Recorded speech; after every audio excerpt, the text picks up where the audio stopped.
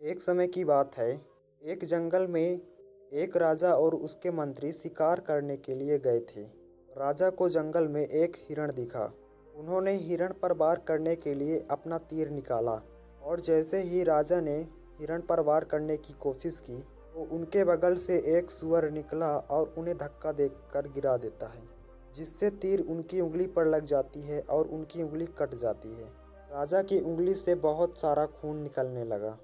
जब राजा ने मंत्री की ओर देखा तो मंत्री बोले, हे राजा, भगवान जो भी करता है अच्छे के लिए करता है। राजा पीड़ा में थे ही मंत्री की इस बात को सुनकर राजा क्रोध से भर उठे।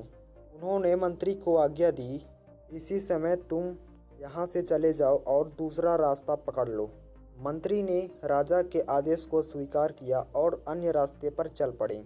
इधर राजा जैसे ही थोड़ी दूर गए तो उन्हें नरभक्षियों ने घेर लिया और उन्हें पकड़कर अपने सरदार के पास ले गईं और वहां पर राजा की बलि देने की तैयारी हो रही थी। सरदार के पुजारी ने जब राजा की कटी हुई उंगली देखी तो उन्होंने कहा कि इसका तो अंग भंग है, इसकी बलि स्वीकार नहीं हो सकती है। राजा बहुत प्रसन्न हुआ और राजा ने मंत्री की कही हुई बातों को याद किया और सोचने लगे कि मंत्री ठीक ही कह रहा था कि जो होता है तो अच्छे के लिए ही होता है। राजा ने कहा कि मुझे उनका साथ नहीं छोड़ना चाहिए था।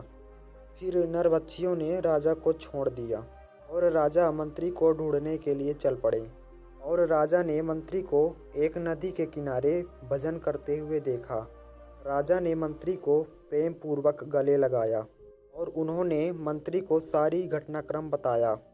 इसके बाद राजा ने मंत्री से प्रश्न करते हुए पूछा कि मेरी उंगली कटी, इसमें तो भगवान ने मेरा भला किया, नहीं तो आज मेरा बलिदान हो जाता।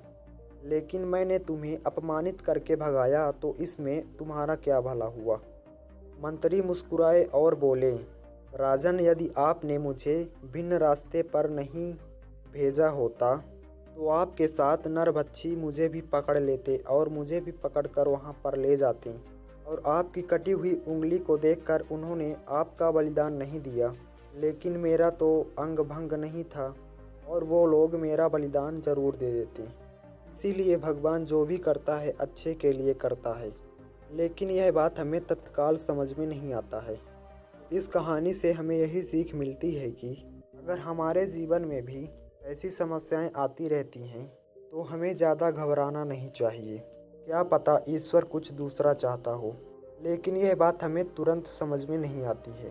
तो यह छोटी सी कहानी आपको कैसी लगी कमेंट बॉक्स में ज़रूर बताएं। धन्यवाद।